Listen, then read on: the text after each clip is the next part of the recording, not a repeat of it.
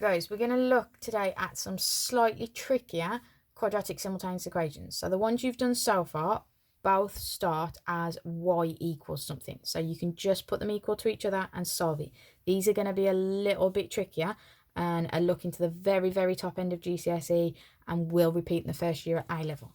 Okay, so what you want to do is, first of all, if you haven't got one already, make one of your equations, always pick the one that doesn't have the squares in, into the form either x equals or y equals. So on this one, if I subtract 2x from both sides, this side just becomes y, and on the other side I can write 1 subtract 2x. That means I can now replace any y that I see in my second equation with what I know y is equal to. So that means this second equation is now going to read x squared plus, and instead of y squared, we're going to replace y with 1 minus 2x. So I get 1 minus 2x all squared equals 1.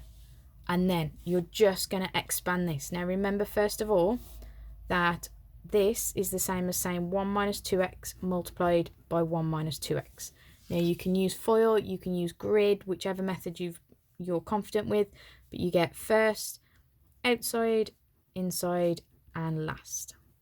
So what I end up with is 1 minus 4x plus 4x squared. So I can put that back into my equation.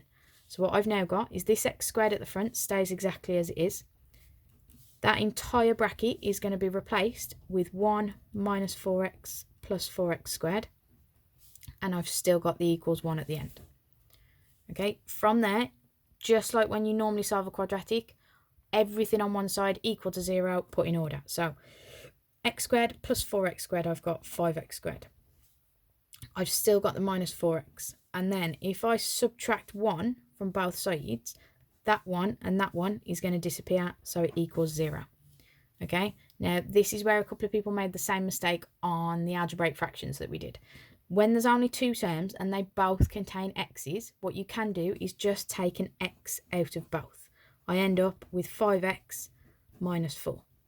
So that means either the x value has to equal 0, or the x value has to equal, and just as you were treating this for quadratics, change the sign so it becomes positive, divide by the bottom. So it's 4/5. So those are my two x values. What I'm then going to do is plug those two values back into my y equation. Now remember, that's the one we rearranged for right at the start. So we're going to sub into y equals 1 minus 2x. So in this case, for the first one, I get y equals 1 minus 2 times 0. Well, 2 times 0 is 0, so 1 take away 0 is 1. For the other one, I've got 1 minus 2 times 4/5. So 4/5, if I double it, is going to give me 8/5. You can just type this into a calculator. So I'm going to end up with minus 3/5. So what I've got is I've got an x value of 0 that gives a y value of 1. And an x value of 4/5 that gives a y value of minus 3/5. And that's it. First question is done. Sorry, not the camera again. Okay, so example 2. Now this one's already written for us in the form x equals something or y equals. It's the x this time that we're replacing. So that means everywhere in this equation that I see an x, I'm going to replace it with 3 minus 2y. So this line's now going to read 3 minus 2y all squared. I've still got the minus 4y squared, and I've still got the equals minus 33. Now, if you need to do this on the side of your page, you can. There's nothing wrong with that. So 3 minus 2y multiplied by 3 minus 2y. So again, FOIL or grid, I've got first is 9, outside is minus 6y, inside is minus 6y, and last is plus 4y squared. That gives me 9 minus 12y plus 4y squared that I can substitute back into my equation.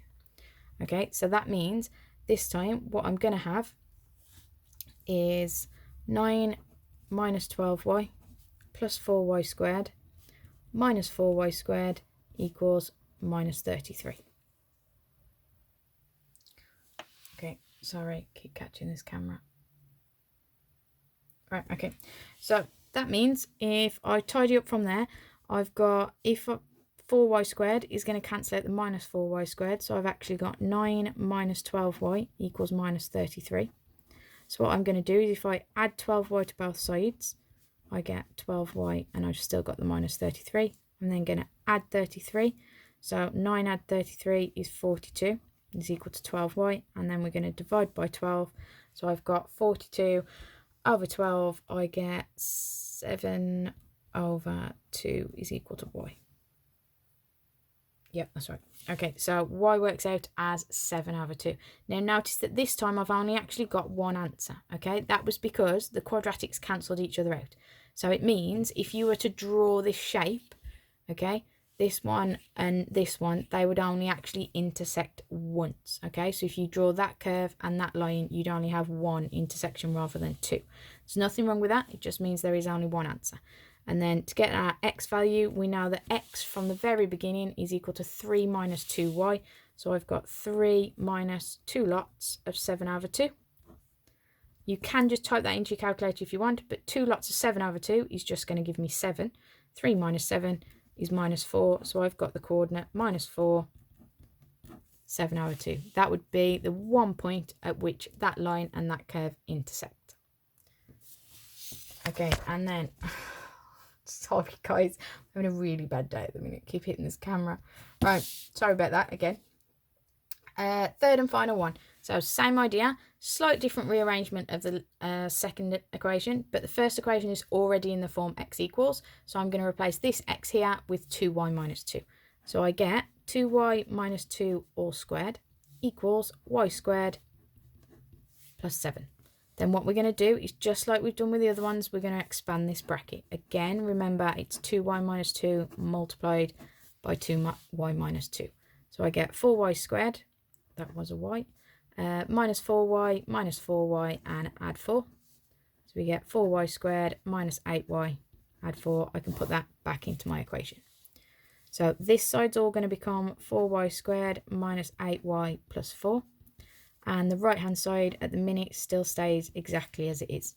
Now this is where, just in like in the algebraic fractions ones, a couple of people stopped. What you need to do is make it a quadratic that's equal to 0. So we're going to subtract y squared.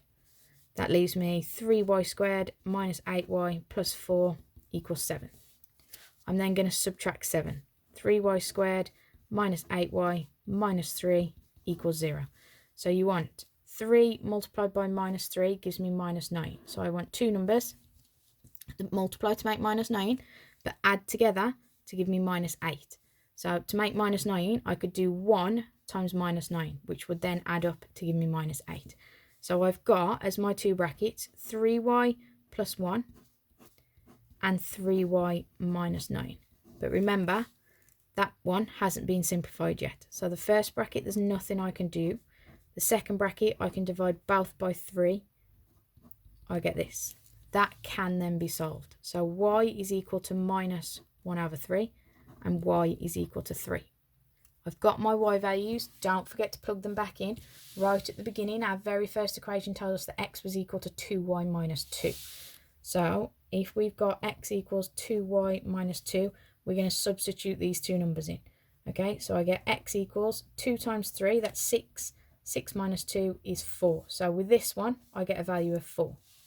If I then do the second one, I get x equals 2 times minus 1/3 minus 2. Again, you can just type that straight into your calculator, but I've got minus 2/3, take away another 6/3, so I'd get minus 8/3 altogether.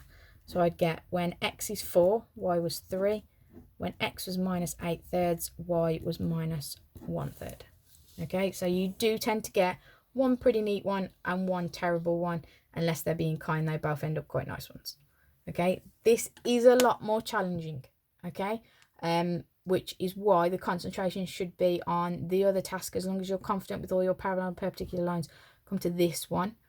Okay, but like I say, is that a little bit more tricky.